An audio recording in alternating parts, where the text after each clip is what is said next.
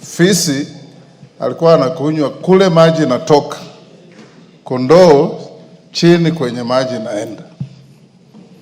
Alafu fisi akauliza kondoo, mbona unanichafulia maji? Kondoo akasema, maji natoka kwako inakuja kwangu, nimeichafua namna gani? Akasema, kama hujachafua, kwa nini ulinitusi mwaka uliopita? Kondoo akasema, mzee, mwaka uliopita nilikuwa sijazaliwa, nilizaliwa juzi. Akasema, kama si wewe ni baba yako ndiye alinitusi. Haja yake ilikuwa ni kumshika amule. Mwenye atakaye kufanya jambo lenye halifai hahitaji sababu. Anaitwa hasidi. Hakuna mahasidi kwa hii bunge. You are all honorable members of parliament. And I want to encourage you again, members of the House Business Committee, the minority leader, the majority leader, they know what we have been doing to fight for CDF. They know how much resistance we have put against your detractors. And for the record, members, I have been in this house before CDF, during CDF. And I don't want to talk about after CDF because there will be no after CDF. Because CDF is here to stay. And it will always be there. It is very easy.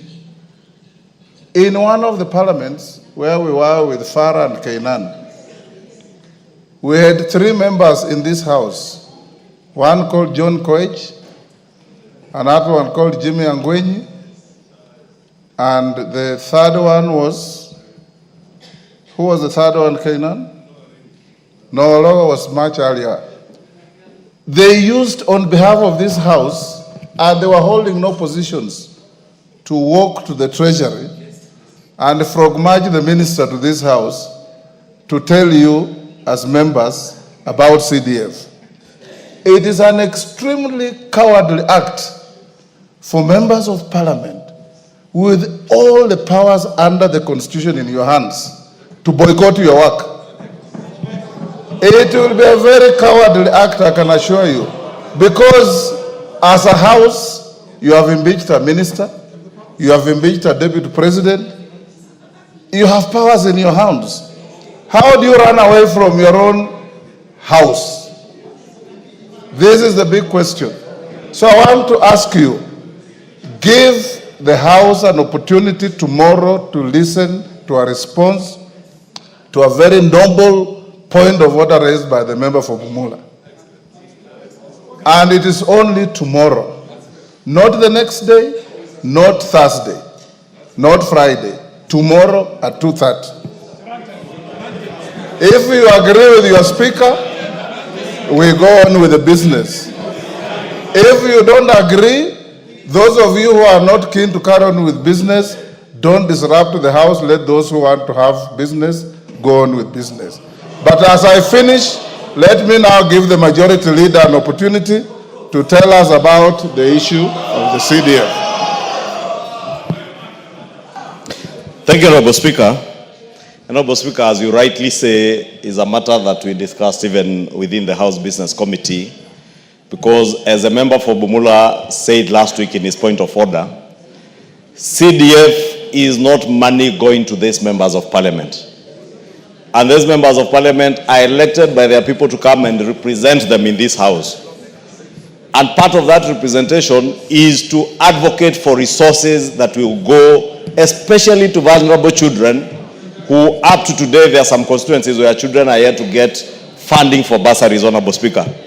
And it is also not lost on many people in the country that with the advisory by the Comptroller of Budget on bursaries from county governments going to our vulnerable children, it is only NGCDF that is left now to help these children.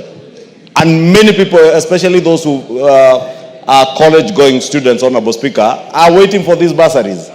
And the best that we can do as a house is to hold the cabinet secretary and the principal secretaries to account as to why they cannot disburse NGCDF in time. Honorable Speaker, previously, and this is a commitment that we got from the National Treasury, that before the end of the financial year, which has only 2 months to go, they will have disbursed all the money that should be going to NGCDF. Honorable Speaker, I want to agree with you then. It is only less than 24 hours for the Cabinet Secretary to appear before the House. And I want to encourage members, because most Wednesdays, we are not usually very many when CSAs are here to answer questions. This is a time to hold the Cabinet Secretary to account for his words, because it is him who committed that we will get disbursements every month to ensure that by the end of June, we have all our money disbursed. Therefore, whatever magic he will do between now and the 30th of June, 100% of NGCDF must be disbursed, Honorable Speaker. And tomorrow, if John Mbadi is listening to this, he has sat where we are sitting. He knows what NGCDF is to the people of Kenya. And let me repeat, Honorable Speaker, what NGCDF is to the people of Kenya, not to members of parliament.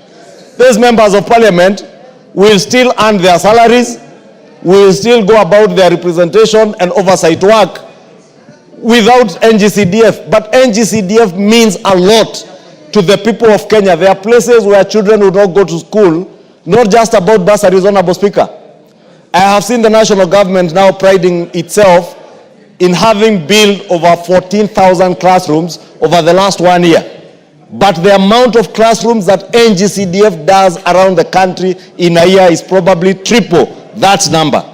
And it is only through NGCDF that children access school, that some communities have security through the construction of police posts and police stations, Honorable Speaker.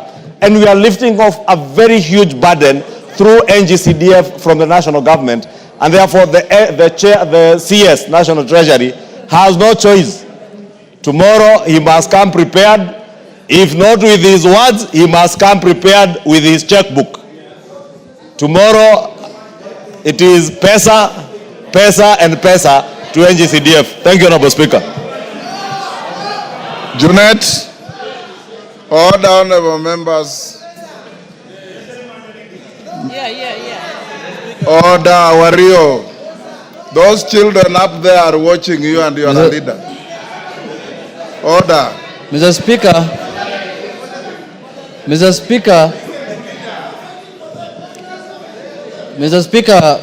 first I want to appreciate the guidance you've given to the House. Mr. Speaker, this CDF fund has a lot of enemies, Mr. Speaker, for no apparent reason.